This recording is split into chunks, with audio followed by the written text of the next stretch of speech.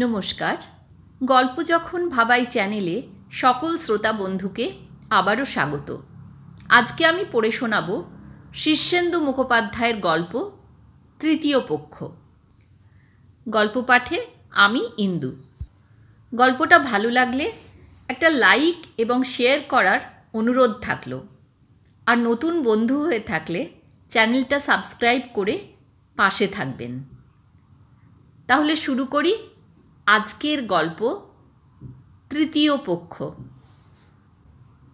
একদম আনকোড়া টাটকা নতুন বউকে নিয়ে বেড়াতে বেরিয়েছিল কনিষ্ক গুপ্ত। বউয়ের নাম শম্পা।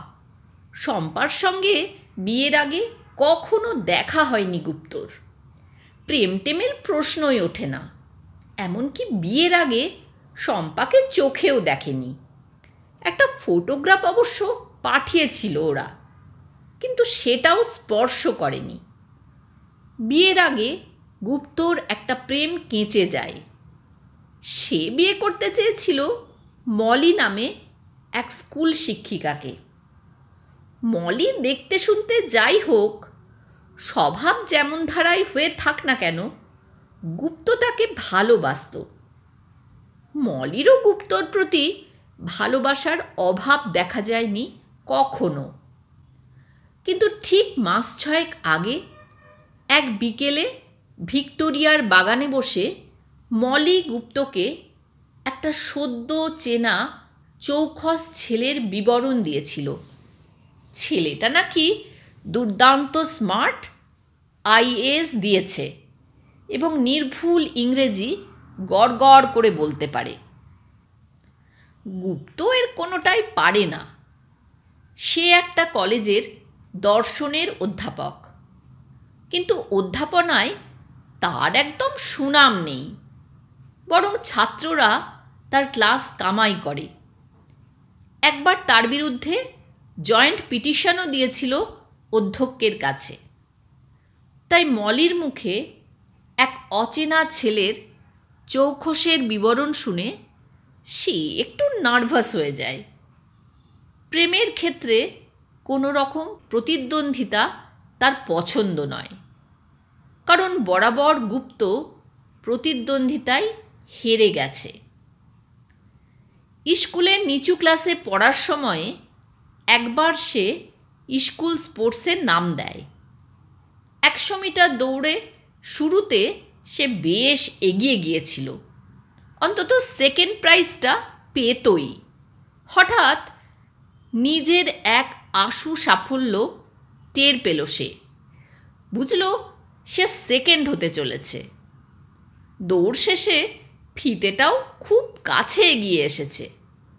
কিন্তু যেই ব্যাপারটা সে টের পেল, অমনি তার দুই হাঁটুর একটা হঠাৎ কেন যে আর একটাকে খটাং করে ধাক্কা মারল কে জানে। সেখানেই শেষ নয়, শোধ নিতে অন্য হাঁটুটাও এ হাঁটুটাকে দিল গুঁতিয়ে। কনিষ্কগুপ্ত ফিতে ছুঁতে পারল না। দৌড় শেষের কয়েক গজ দূরে নিজে দুই হাঁটুর হাঙ্গামায় জড়িয়ে বস্তার মতো পড়ে গড়াগড়ি খেল। আর একবার আবৃত্তি প্রতিযোগিতায় 1400 সাল আবৃত্তি করার সময়ে সে এত চমৎকারভাবে কবিতাটির অন্তর্নিহিত ব্যথা ও বেদনাকে কণ্ঠস্বরে প্রক্ষেপ করেছিল যে সে নিজেই বুঝেছিল প্রতিযোগিতায় তার ধারে কাছে কেউ আসতে পারবে না। শ্রোতারাও শুনছিল মন্ত্রমুগ্ধের মতো।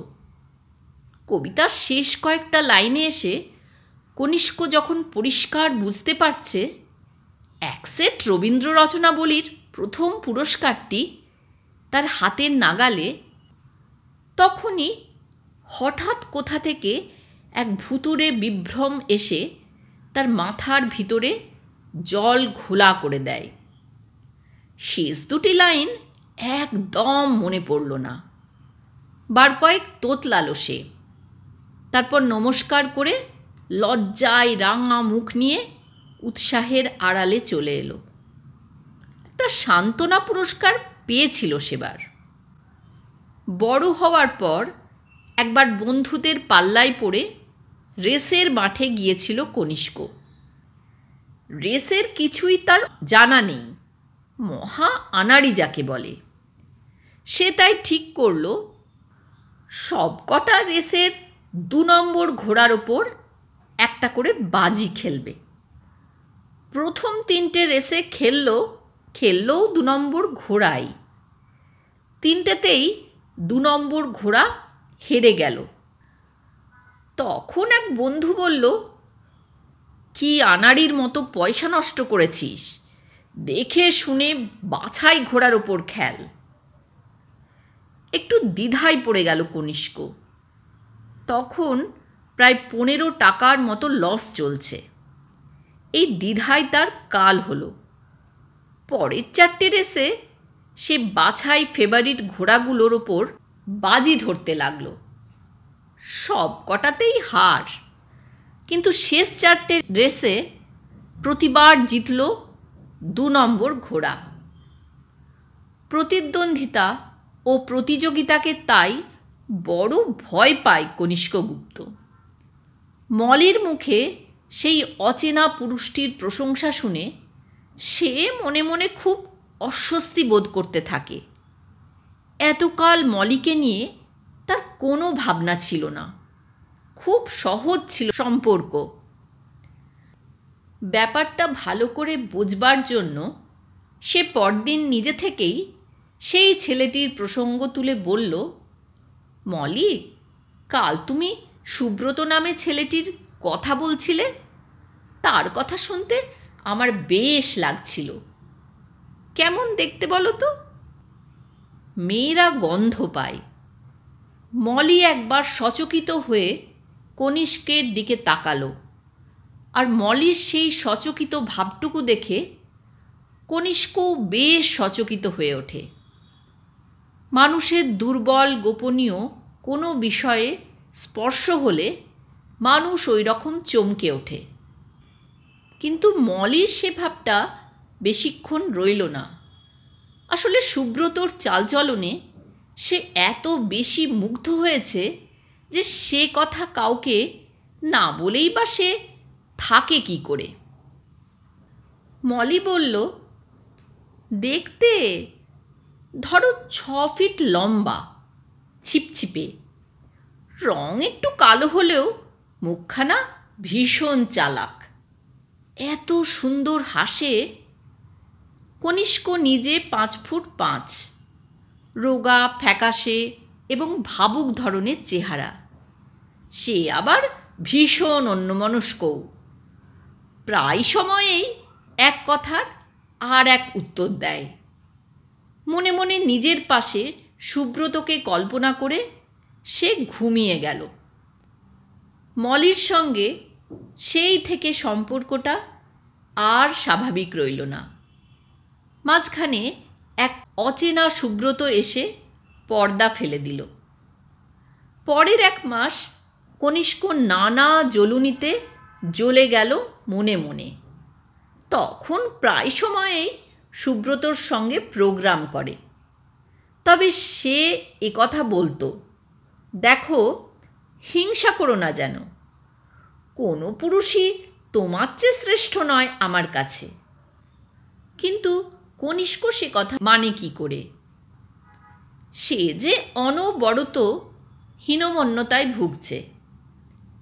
তাই একদিন সে তার পরিষ্কার গোটা গোটা হস্তাক্ষরে চিঠি লিখে মলিকে জানিয়ে দিল, আমাদের আর বেশি দূর এগোনো ঠিক নয় মলি, এখানে দাড়ি টেনে দেওয়া উচিত। চিঠি লিখে সে 2 মাসের ছুটি নিয়ে বাইরে গেল বেড়াতে।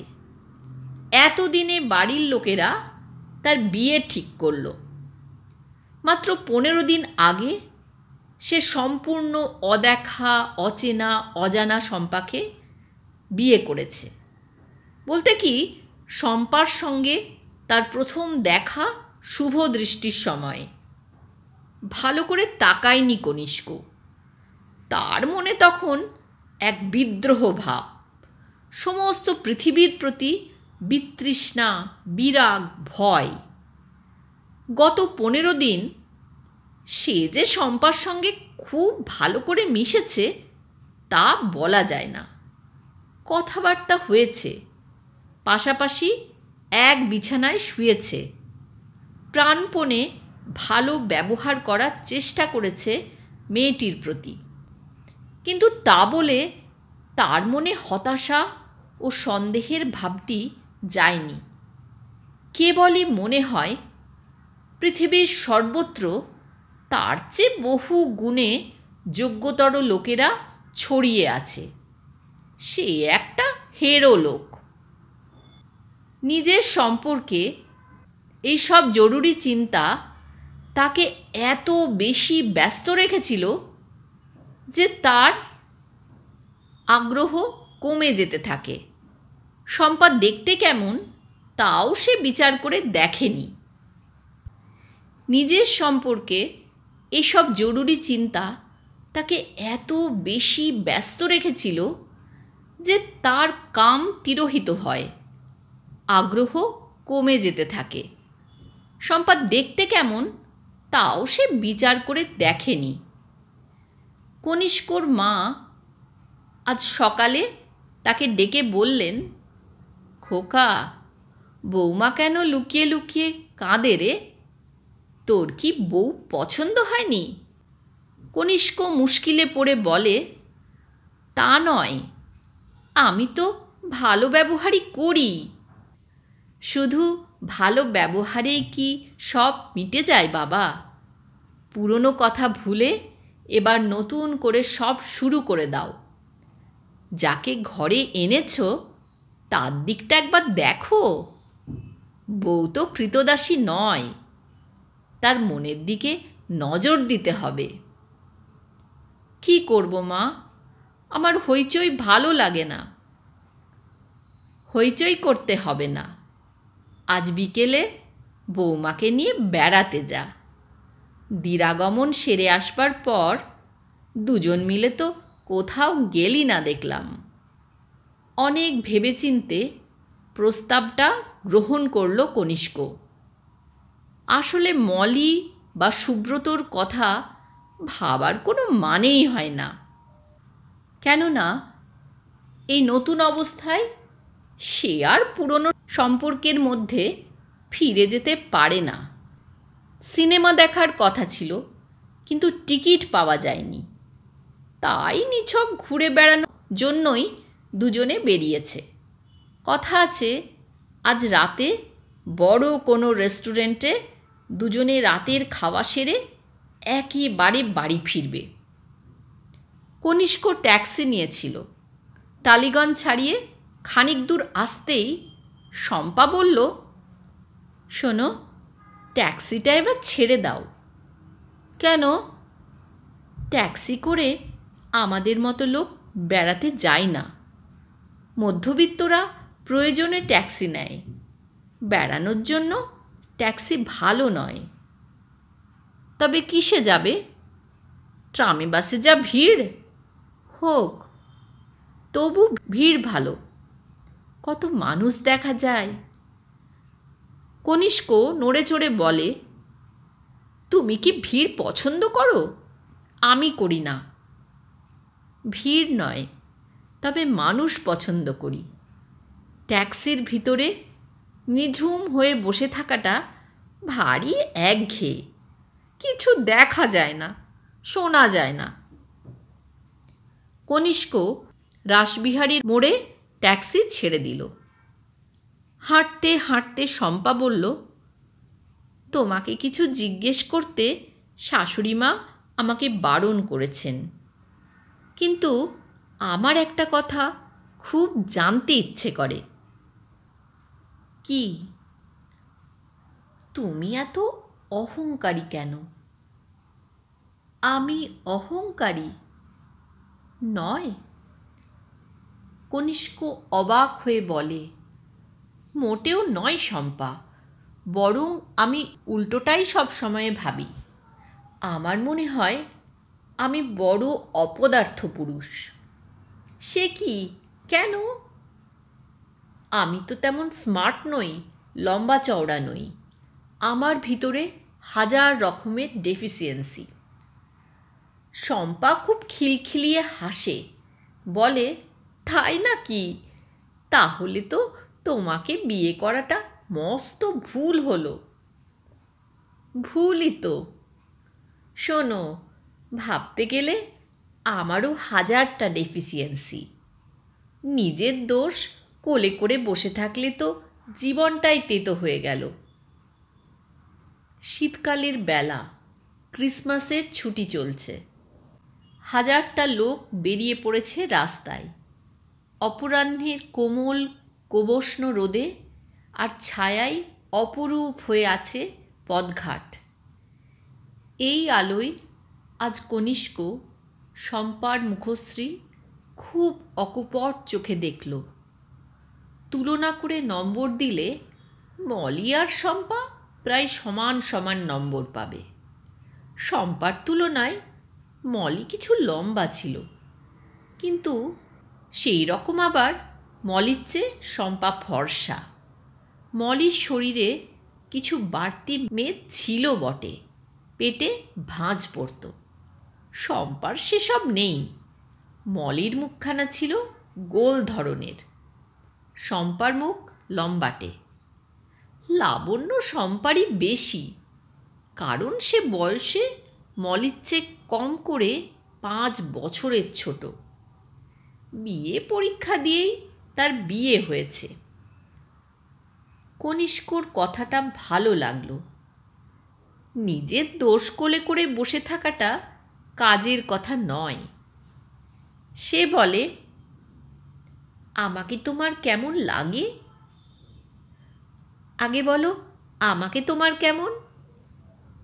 শোনো শম্পা, তোমাকে কেমন লাগে তা আমি কখনোই ভেবেই দেখিনি, এখনো ভেবেই দেখিনি। আচমকা শম্পা বলে, মলিকে তোমার কেমন লাগতো? কনিষ্ক থমকে যায়। অনেকক্ষণ বাদে বলে, তুমি জানলে কি করে? তোমার মা বলেছেন। মা? মা সব বলে দিয়েছেন আমাকে। আরও বলেছেন আমি যেন এসব তোমাকে জিজ্ঞেস না করি। শ্বাস ফেলে কনিষ্ক বলে, জিজ্ঞেস করে ভালোই করেছ। মলিকে আমার ভালোই লাগতো, শুধু শেষ দিকে। শম্পার মুখখানা ভার হয়ে গেল। কনিষ্কর মুখ চোখও লাল দেখাচ্ছে। সে বড় অস্বস্তি বোধ করে বলে, এসব কথা কি ভালো? শম্পা বলে, ভালো নয়, কিন্তু আমাদের দুজনের সম্পর্কের মধ্যে যদি তৃতীয় কোনো লোক নাক গলায়, তবে সেই তৃতীয় লোকটাকে জেনে রাখা দরকার। অবাক হয়ে কনিষ্ক বলে, তুমি তো ভীষণ বুদ্ধিমতী, এত গুছিয়ে কথা বলো কি করে? মাথায় আসে? শম্পার ভার মুখ আলগা হয়ে গেল। হেসে বলে, যাহ, সত্যি বলছি, তুমি খুব ভালো কথা বলতে পারো, আমি পারি না। শম্পা বলে, বাপের বাড়িতে আমাকে সবাই কটকটি বলে ডাকত। আমি নাকি ভীষণ কটকট করে কথা বলি। হাঁটতে হাঁটতে ওরা দেশপ্রিয় পার্ক বরাবর এসে গেল।